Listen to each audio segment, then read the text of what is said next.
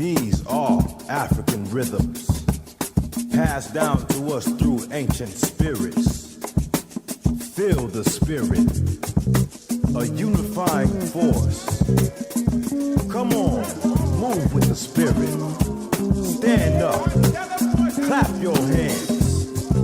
Groove with the rhythms. WSNC 90.5 FM, a broadcasting service and NPR affiliate of Winston-Salem State University. Welcome to Africa World Now Project. I'm your host and producer, James Pope. Today, Dr. Paget Henry explores the life and work of Sylvia Wynter. Africa World Now Project is next.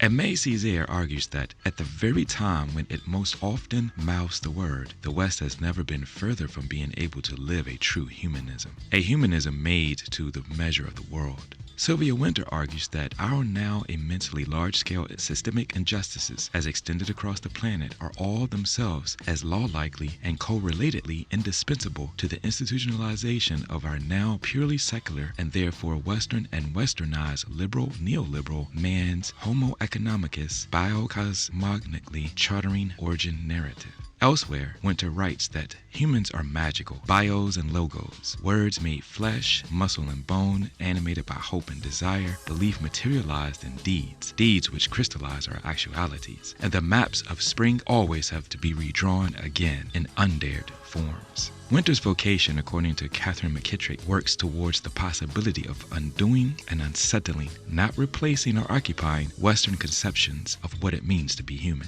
According to David Scott, as he opens the transcript of his interview with Sylvia Wynter in Small Acts titled The Re-Enchantment of Humanism, an interview with Sylvia Wynter, he writes, "The story of humanism, whether as a philosophical doctrine or as a worldly orientation, is often told as a kind of European coming-of-age story. On this account, humanism marks a certain stage in Europe's consciousness itself, that stage at which leaves behind it the cramped intolerance of the damp and enclosed Middle Ages and enters finally into the rational spaciousness and secular luminosity of the modern. As such, it forms a central, even defining chapter in Europe's liberal autobiography.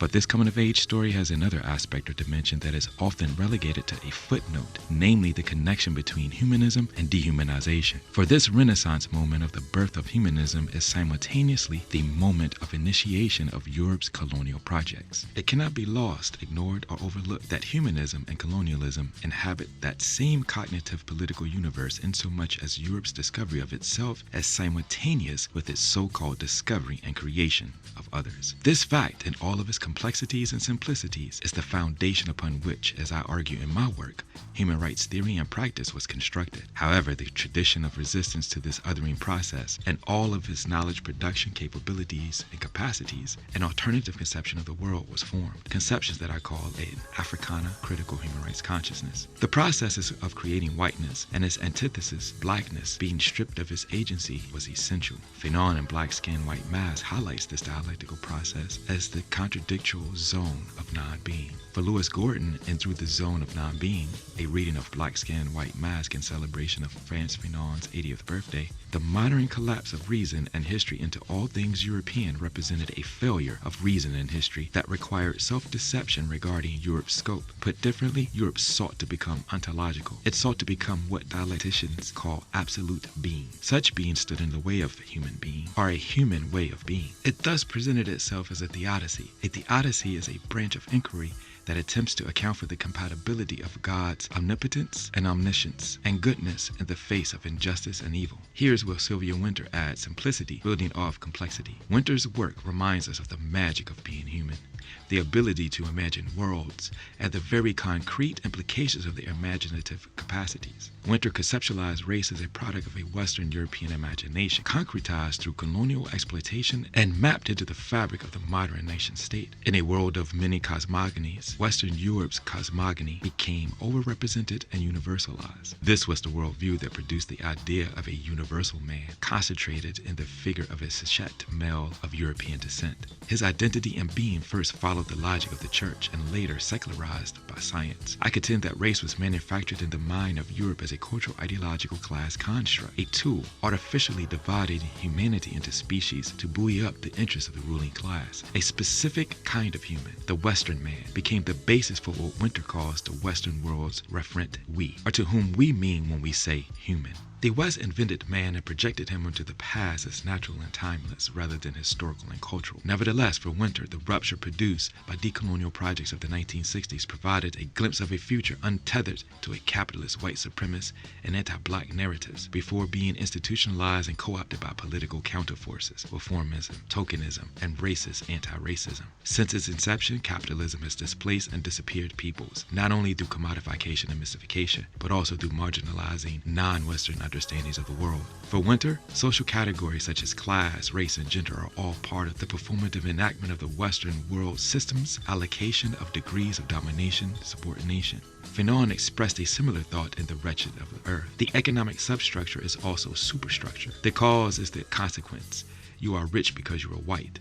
You are white because you are rich. For Fanon, this means Marxist analysis has to be slightly stretched every time we have to deal with the colonial problem. Wynter's work engages Fanon's work in order to move the paradigm, not just stretch it slightly. For Wynter, race and class are correlatedly and indispensable to the overall enactment of homo economicus. Rather than focusing on intra-European ruptures like the Soviet Union, Wynter sees anti-colonial structures as the truest challenge to a violent world order in their attempt to overturn not just economic domination through labor, but also domination of the Western man. What we will hear next is Dr. Paget Henry engage the life and work of Sylvia Wynter. I invited him to a discussion with my students this past spring semester. Dr. Henry is professor of sociology and Africana studies at Brown University, where he specializes in dependency theory, Caribbean political economy, sociology of religion, sociology of art and literature, Africana philosophy and religion, race and ethnic relations, post-structuralism and critical theory. He has served on the faculties of SUNY Stony Brook, University of the West Indies, Antigua, and the University of Virginia. He is the co-author of Caliban's Reason, introducing Afro-Caribbean philosophy, peripheral capitalism, and underdevelopment in Antigua, and co-editor of C.L.R. James's Caribbean. He has written more than 50 articles, essays, and reviews that have appeared in the Caribbean Quarterly, Social and Economic Studies, the Cornell Journal of Social Relations, the Encyclopedia of the Left, Sociological Forum, Studies in Comparative International Development, the American Journal of Sociology, Third World Affairs, the Bulletin of Eastern Caribbean Affairs, and Black World. Professor Henry is editor of the C.L.R. James Journal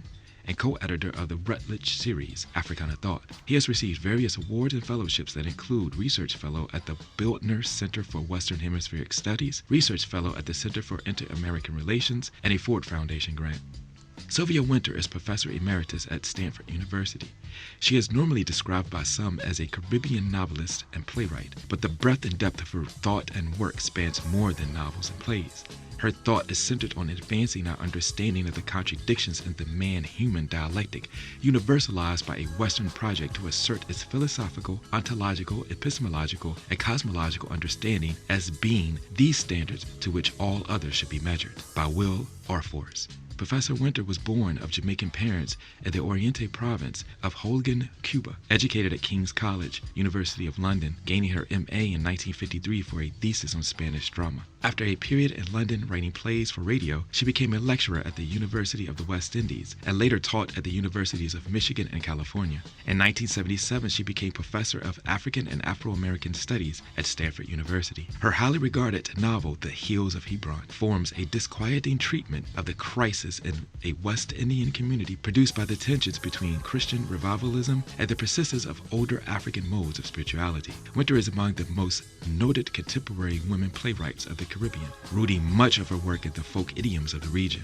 She has produced a breathtaking cache of thought-provoking writings that maps the tradition of radical thought while simultaneously moving toward a seen, unseen African future. Our show was produced today in solidarity with the Native, Indigenous, African, and Afro-descendant communities of Standing Rock, Venezuela, Corporation Jackson in Jackson, Mississippi, Brazil, the Avalon Village in Detroit, Colombia, Kenya, Palestine, South Africa, and Ghana, and other places who are fighting for the protection of our land for the benefit of all people. Enjoy the program.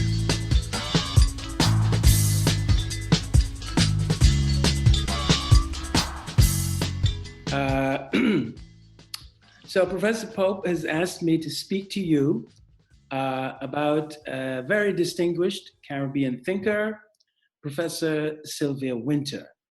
She's certainly one of the under-recognized theorists coming out of the Caribbean. And so I'm going to spend a little time introducing you to her thought.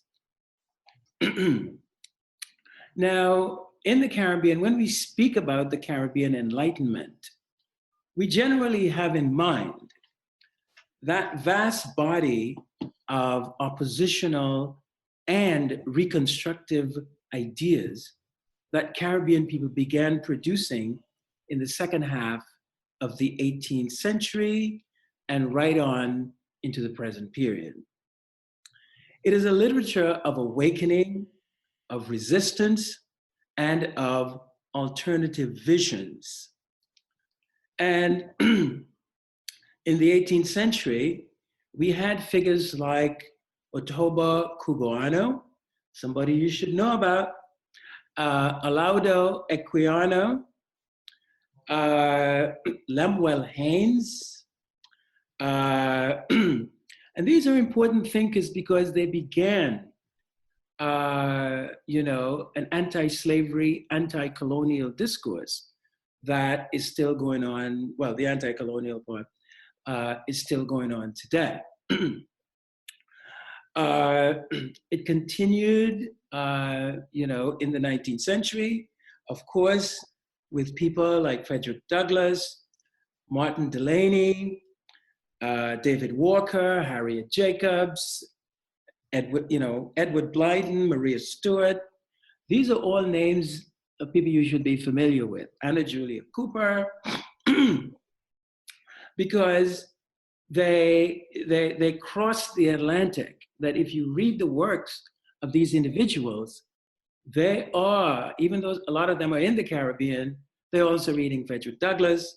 So it is very interesting, this crossing, this interchange between Black writers in the United States and Black writers in the Caribbean. So that's the 18th and the 19th century. Of course, now, when we come to the 20th century, the tradition continues. And we have people like C.L.R. James, Claudia Jones, Amie Césaire, Suzanne Césaire, Wilson Harris, Frantz Fanon, V.S. Naipaul, and of course, Sylvia Wynter. So this is where Sylvia fits into this long trajectory of sustained Afro-Caribbean, African-American, African thinking.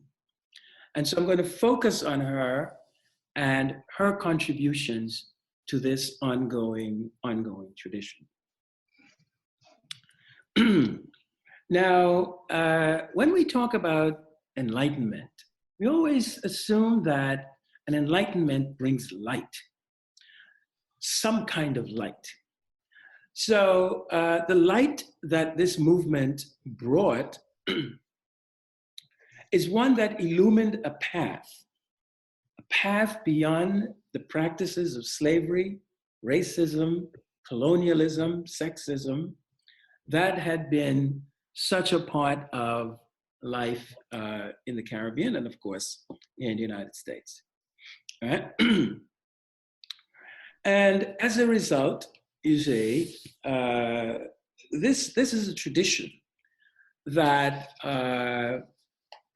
is not only anti-imperial and anti-colonial, but also a tradition that is trying to say, what is there for us beyond colonialism, beyond racism, beyond classism, beyond sexism? To understand this tradition of enlightenment and the kind of light that this tradition has brought to the world, it is a confluence of three fundamental traditions. That there are ideas coming out of the European Enlightenment, and in particular the ideas of Karl Marx and Jean-Jacques Rousseau, that these two European individuals had profound influences on a number of important Caribbean thinkers like Fanon and C.L.R. James. This tradition of Caribbean Enlightenment is also inseparable from pre-colonial African thought. That in developing this tradition of thinking in the region, Caribbean writers, Caribbean scholars have drawn heavily on traditions of Akan thinking and traditions of Yoruba thinking. These two in particular have been very, very important to understanding this tradition of thought that has been going on since the middle of the 18th century. Second, as you know, in the Caribbean, we have a large Indian population that in the post-slavery period, Indians from India were brought to the region to take the place of African slaves. They came starting around 1842 because slavery in the Caribbean ended in 1832.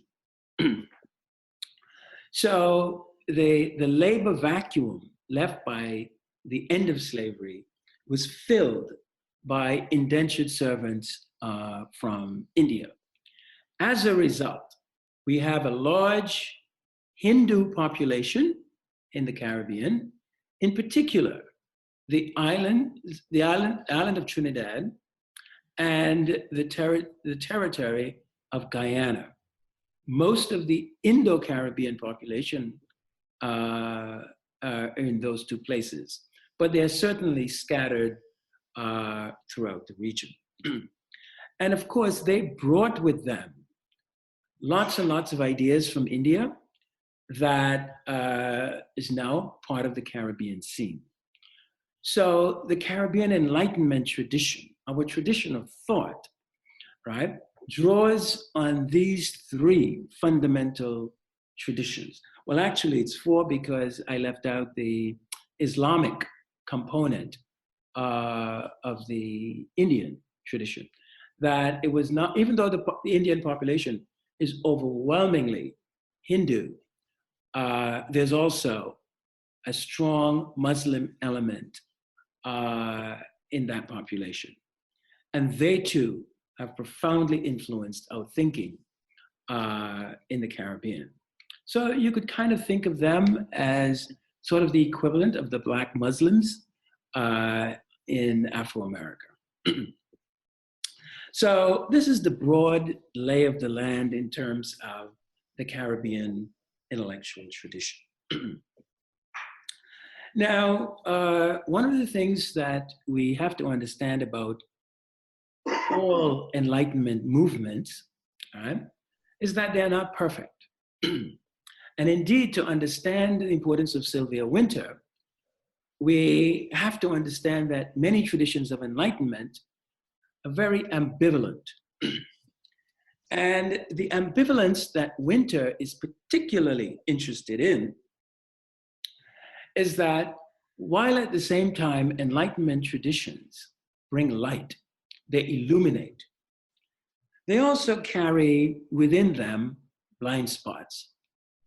They carry within them certain things they don't see. Not only that, they may embody prejudices, right? And so one always has to understand the limitations of an Enlightenment tradition. where, in other words, where its blind spots are. And nobody, and I mean that literally, nobody has analyzed with greater depth and precision the blind spots and the ambivalences of Enlightenment traditions than Sylvia Wynter. So this is one of her big contributions to the Caribbean intellectual tradition. Her focus, her intense focus on the blind spots of the most enlightened of our intellectual traditions. Now, Wynter was born in Cuba of Jamaican parents and returned to Jamaica at a very young age, and thus is very Jamaican. We can divide her intellectual development into three broad phases. The first phase, Wynter is very much the nationalist. She's a Caribbean nationalist, but at the same time, very Jamaican. And this comes out in her early essays, which focus on Jamaica. She has essays on John Canoe in Jamaica, and just lots of essays about Jamaica. And then her first novel, well, I should say, her first and only novel, The Hills of Hebron, right, is all about Jamaica, and it's set in Jamaica. So there is definitely this Jamaican phase to her development. The second phase is a broader Black nationalist phase, right? Where she's focusing not just on Jamaica now, or even the Caribbean, but her vision is the Black world. This Black nationalist phase was a response to Wynter relocating to the US in 1973 to teach at the University of California in San Diego. She moved from there later on to Stanford and stayed at Stanford until she retired. Now, in 1971, Wynter met the African-American scholar Vincent Harding. He was visiting Jamaica and they met. Vincent Harding, of course, was the director of the Institute for the Black World in Atlanta. Now, after arriving in the United States, Wynter contacted Vincent Harding and agreed to write a book for the Institute of the Black World that would do for African American, or if you like, Africana culture. In other words, the culture of peoples of African descent. He was so impressed with what she had done for Jamaican culture that he says, you know, you should expand it and do it for African Americans, you know, Africans, that sort of stuff. And of course, Wynter agreed. And the result was a 900-page manuscript called Black Metamorphosis. And of course, Vincent Harding was not expecting anything this big, right? To publish a 900-page book, very costly, very difficult. And so the manuscript remained unpublished. It will be published now. Professor Anthony Bogues and a group of scholars are working not only to publish this massive work, but also to put out a collection of essays on it to help explain the text when it comes out. But this text marked the transition to the second phase. And it is entitled Black Metamorphosis. So look for it. It'll be out, you know? And it's going to be a big event. It's massive. Now, while Wynter was also at the University of San Diego, there were two French scholars who visited, Jean-Francois Lyotard and Jean Baudrillard, two leading figures of modern post-structuralism. And they were very impressed with Sylvia, and she was very impressed with them. All three became fast friends, and they stayed in contact. And this encounter with these two French post-structuralists will lead to the third phase in Wynter's intellectual development.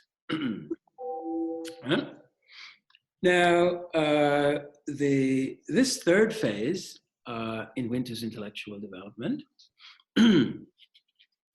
was triggered by her dissatisfaction with her discipline of literature. That Wynter had been in the arts, right, all this while. As I pointed out, she wrote fiction. Not only did she write fiction, but she was also a playwright. And when she was much younger, a dancer.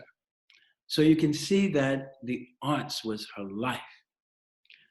And so at some point, and particularly after reading Joseph Conrad's The Heart of Darkness, Wynter was struck by the way in which Western literature, and fiction in particular, had misrepresented African peoples. And this bothered her because she really enjoyed the arts. She loved fiction, loved novels. And so here was her favorite discipline, and it seems as though built into her favorite discipline was this systematic misrepresentation of her people. And so this became a conundrum. How could this discipline that I love, how could this art form that I practice get my people so wrong? And so once she began to recognize this dilemma, and that for her it was a personal one because she had this strong commitment to the novel as an intellectual practice and as a mode of artistic expression. And this problem is really what triggers the next phase, the third phase in Wynter's development. And it's a phase in which she's going to now interrupt her life as an artist and begin to examine artistic production to find out why the traditions of aesthetic production that she inherited so systematically misrepresent peoples of African descent. So to put it in her words, she said, at this point in my life, I no longer wanted to write. You know, I was not so much interested in just writing anymore. What I wanted was a theory of writing. I wanted to understand the process of writing and where it is that this tradition of writing that I inherited, why does it, how does it, include this systematic misrepresentation of peoples of African descent? This is the question that is the key to the third phase of Wynter's intellectual development. And we can call this phase, right, the theory of the human, right? That this turn towards examining why it is that literature so distorts the image of the African person, right? But at the same time, being such a wonderful art form, right? As she examines this question in great detail, so profoundly, it leads her to come up with a theory of the human. Right? So who and what is a human being becomes problematized, and she's going to examine this question in detail.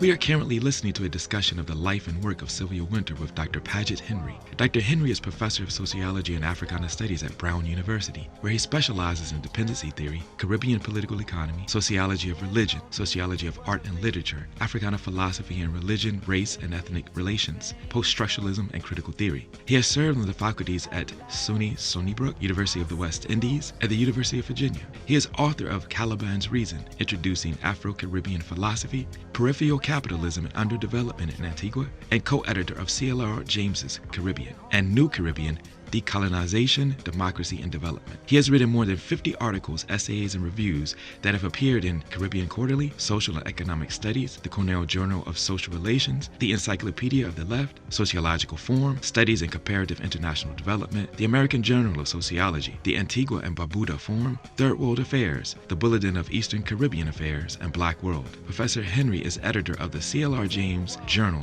and co-editor of the Rutledge series, Africana Thought. He has received various awards and fellowships that include Research Fellow at the Biltner Center for Western Hemispheric Studies, Research Fellow at the Center for Inter-American Relations, and a Ford Foundation grant. Sylvia Wynter is Professor Emeritus at Stanford University. She is normally described by some as a Caribbean novelist and playwright, but the breadth and depth of thought and work spans more than novels and plays. Her thought is centered on advancing our understanding of the contradictions in the man-human dialectic universalized by a Western project to assert its philosophical, ontological, epistemological, and cosmological understanding as being the standard to which all others should be measured, by will or force. Professor Wynter was born of Jamaican parents in the Hogan Oriente province of Cuba, educated at King's College, University of London, gaining her M.A. in 1953 for a thesis on Spanish drama. After a period in London writing plays for radio, she became a lecturer at the University of the West Indies and later taught at the universities of Michigan and California. In 1977, she became professor of African and Afro-American Studies at Stanford University. Her highly regarded novel, The Hills of Hebron, forms a disquieting treatment of the crisis in a West Indian community produced by the tensions between Christian revivalism and the persistence of older African modes of spirituality. Wynter is among the most noted contemporary women playwrights of the Caribbean, rooting much of her work in the folk idioms of the region. She has produced a breathtaking cache of thought-provoking writings that maps a tradition of radical thought while simultaneously moving towards a seen and unseen African future. She is often moving between past, present, and future effortlessly, even leaving the reader stretched between now, then, and later. It is not Wynter that should slow down. It is our duty to catch up. Our show was produced today in solidarity with the Native, Indigenous, African, and Afro-descendant communities at Standing Rock, Venezuela, Corporation Jackson in Jackson, Mississippi, Brazil, the Avalon Village in Detroit, Colombia, Kenya, Palestine, South Africa, and Ghana, and other places who are fighting for the protection of our land for the benefit of all people. Please continue to enjoy the program. At last, I see the roses.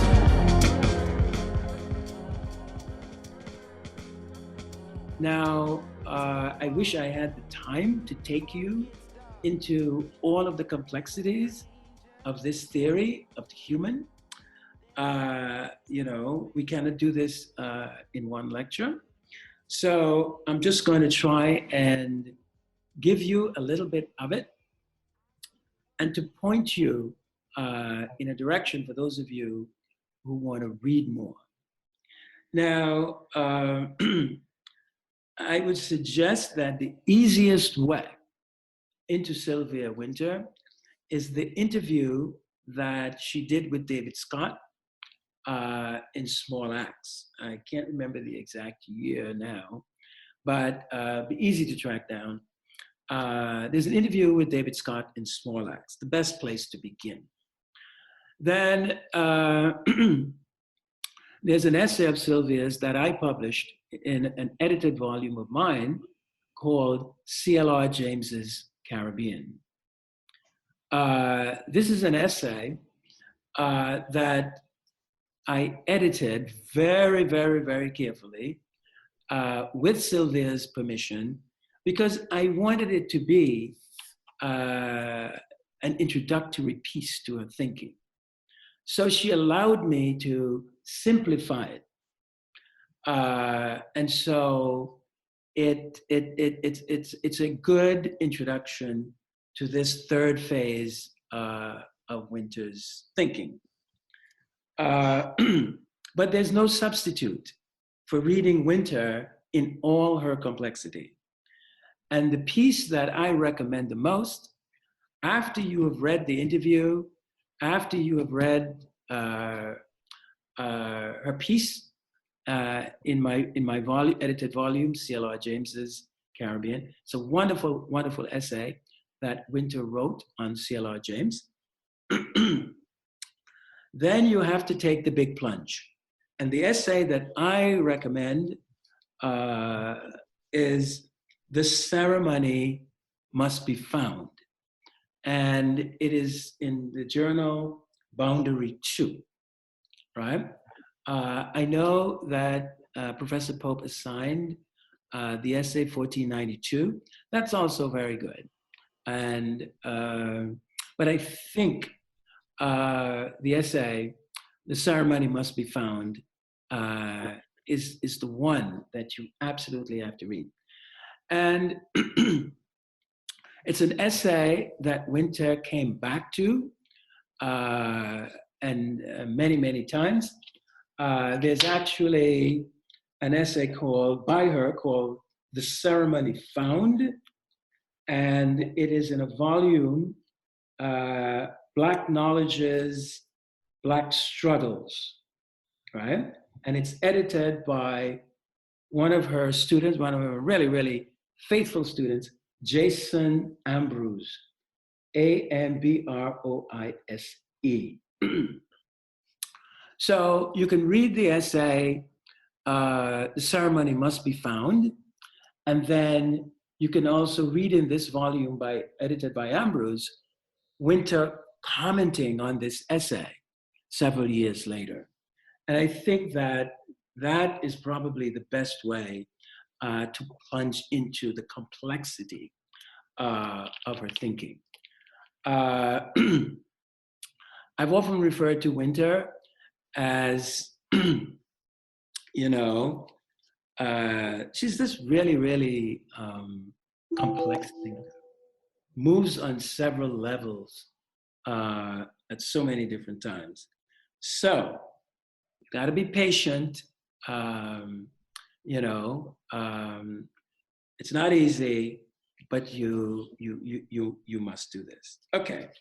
So, having said that, let me just also say that Wynter has dealt with questions of Black feminism in two very important pieces.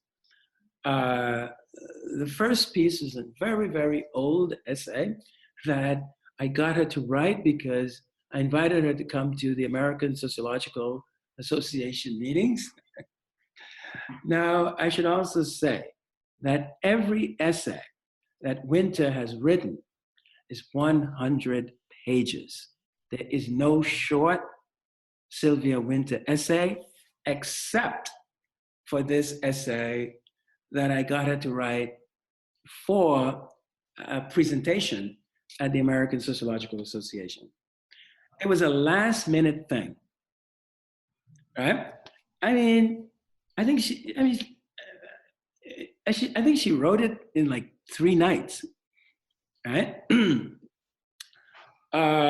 And so anyway, I'm going to publish this essay in the next issue of the C.L.R. James Journal. And let me tell you, I wish I could write an essay like that in 3 nights, you know? The essay is called "Beyond Marxist and Liberal Feminisms." And the other essay on Black feminism is Beyond Miranda's Meanings, right? These are two powerful essays dealing with Black feminism. Right? Okay, so in the remaining 10 minutes or so that I have, let me now talk to you a little bit about her theory of the human.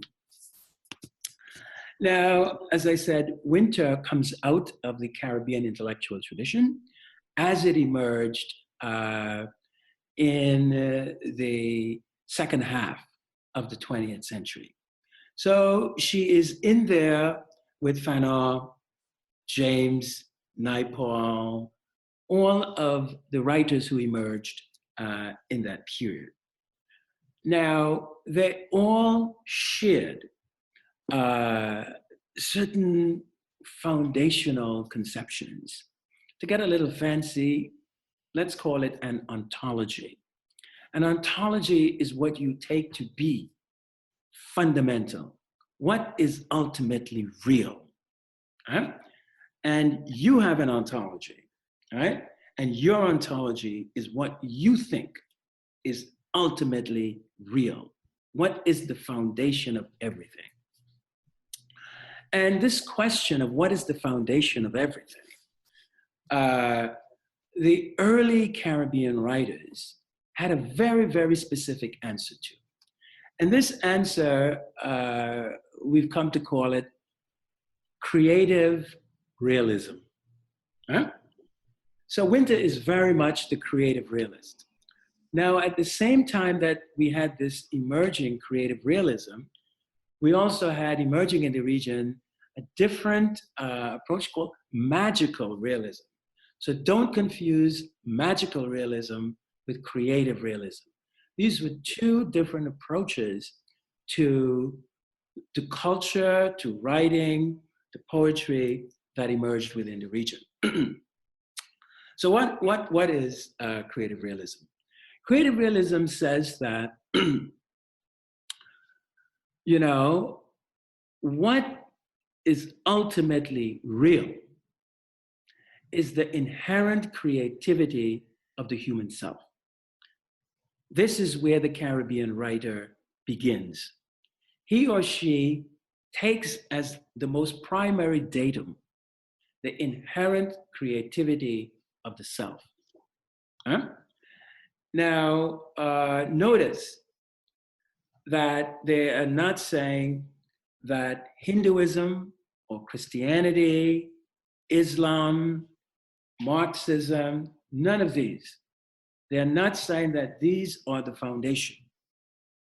They're making a break. And what they're saying is, it is the inherent creativity of the self that produced these philosophies.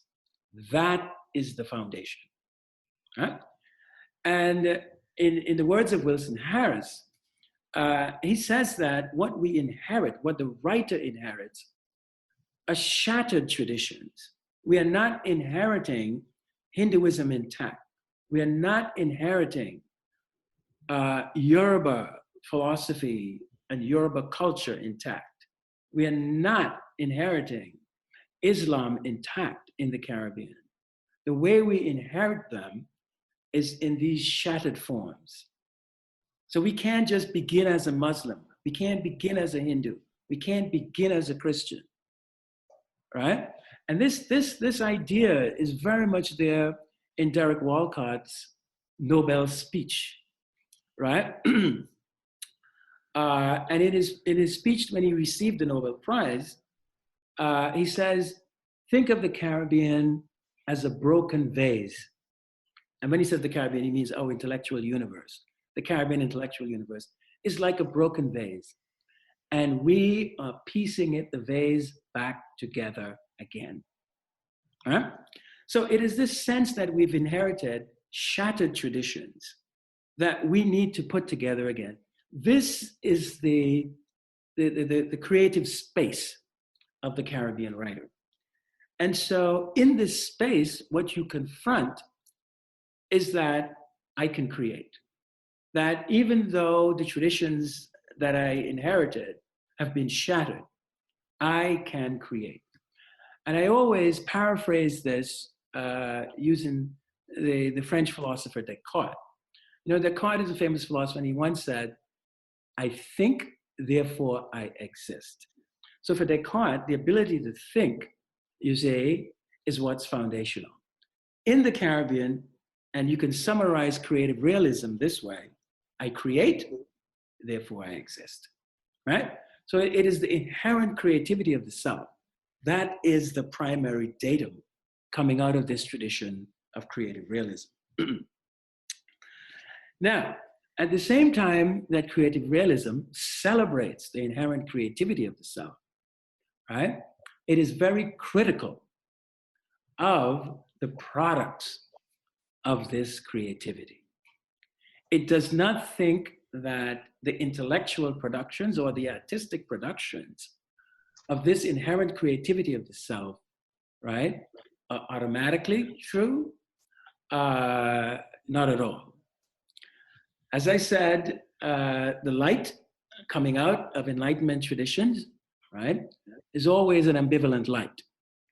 It illumines certain things, right, but at the same time, it may eclipse certain things.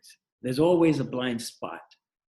And Wynter has been the most sensitive person to this ambivalence, right? So her focus is going to be on the limitations of the Caribbean Enlightenment tradition. It's going to be on the limitations of the products of this creative realism that emerged in the Caribbean in the 1940s and 50s. Right?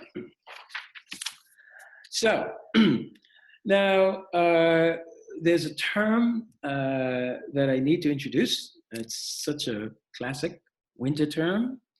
And it is this concept of autopoiesis, that the creativity, the inherent creativity of the self, right? She describes as autopoietic. It's the auto means that it operates spontaneously, right? That it is driven, involuntarily. It has a life of its own. And this creativity is also similar, almost identical with the creativity of the poet. Right? So this is the meaning of autopoiesis. It is involuntary and operates spontaneously, and it's also poetic. So it's almost as though it's automatic poetry, right? And this process of autopoiesis, right, it is the agency, let me say, by which we establish four very important things. Our identities, the identities that we have. You know, if you say, I'm a scholar, I'm a doctor, I'm a lawyer, right? These identities for Wynter are autopoietically established. Social orders are in part autopoietically established. And then epistemes. Now, this is where things get a little difficult. Trying to explain epistemes. I really don't have time for that. But an episteme is basically an order of knowledge. Let me just leave it there. And of course, disciplines. You know, disciplines like literature, sociology, etc. For Wynter, all of these constructions, identities, social orders, epistemes, and disciplines, right? These are all autopoietically constituted. They are products of the inherent creativity of the self. So, for example, if we look at philosophy, now in philosophy, you have the more abstract form of symbolic production. Right? In literature, you have more figurative forms of production. But for Wynter, both philosophy, with its more abstract modes of symbolic representation, and literature, right? All they're doing is borrowing, right, from the inherent creativity of the self. The self has the capacity for abstract representation. It also has the capacity for figurative representation. Literature sort of selects the figurative capabilities of the inherent creativity of the self, while philosophy selects the more abstract ones. But both of them, right, are manifestations, right, ultimately of this inherent creativity by which we produce our identities, right? And then from these, we go on to produce social orders, epistemes, and the disciplines. So everything really goes back to this principle of the inherent creativity of the self. And James has this position, Fanon has this position, right? So Wynter is not unique in this regard. Her uniqueness comes, right, from the way in which she examines the ambivalences that comes with this inherent creativity. And the ambivalence, she argues, comes from the fact that this creativity, this inherent creativity, operates on a binary logic, right? That it begins by making positive identifications with things in the world. You know, you look around and you see something you like and you say, oh, I like to run. I'll be a runner, right? And so you make that equation between yourself and the activity of running. But at the same time, the binary logic of this creativity is saying at the same time, anything that gets in the way of running, anything that it perceives as threatening running in any way, I am not that, right? So it creates identifications, and at the same time, it creates non-identifications, right? Now, it may perceive, for example, being quiet and studious as the opposite of being active and running, huh? And we get caught in these binary oppositions. And these are the kinds of ambivalences that are inherent in this creativity that Wynter explores more than anybody else. I'm almost running out of time.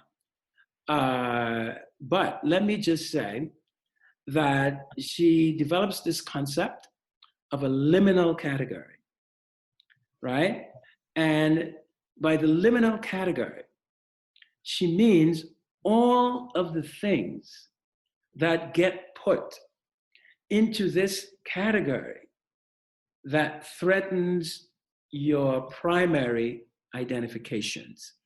So if you say, I'm a doctor, you know, you're going to find that there are just certain things in your mind don't go along with being a doctor, right?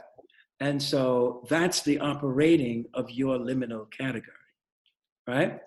So I'm using these simple examples because they take on greater political significance for Wynter. So that, for example, when she looks at Black nationalism, she examines the liminal category of Black nationalism.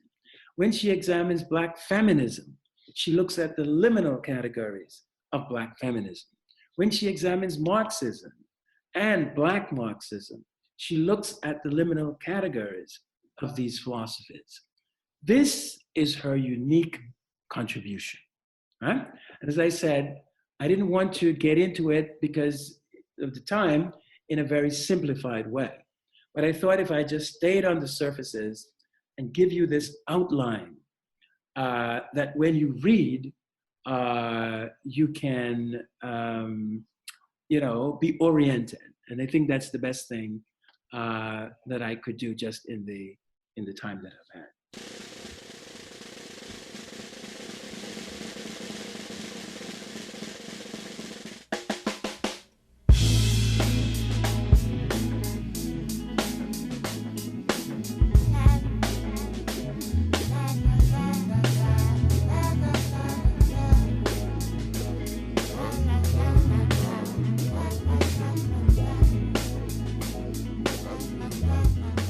That's it for Africa World Now Project for this week. I would like to thank you for joining us today and look forward to spending time with you next week. We can be reached through all your regular social media platforms. Email africaworldnowproject@gmail.com or follow us on Twitter at AFWRLDNWPRJ. I'm your host and producer, James Pope. The Africa World Now Project Collective consists of international media journalist, executive producer, and human rights activist Mwiza Matali, Africa World Now Project media correspondent Funda Ngunda, senior research, content contributor, and production director Dr. Tasneem Siddiqui, senior researcher and content contributor and production associate Dr. Josh Myers, associate producer and content contributor Dr. Keisha Khan Perry, technology advisor is Byron Gray of Grayworks Technology, and creative director is Judah Pope. Africa World Now Project is heard every Wednesday at 7 p.m. on WSNC, NPR affiliate and broadcasting service of Winston-Salem State University. Shows are archived weekly on SoundCloud. Search Africa World Now Project. Until next week, be safe, be peaceful, and above all, be intelligent. Yeah, that's done.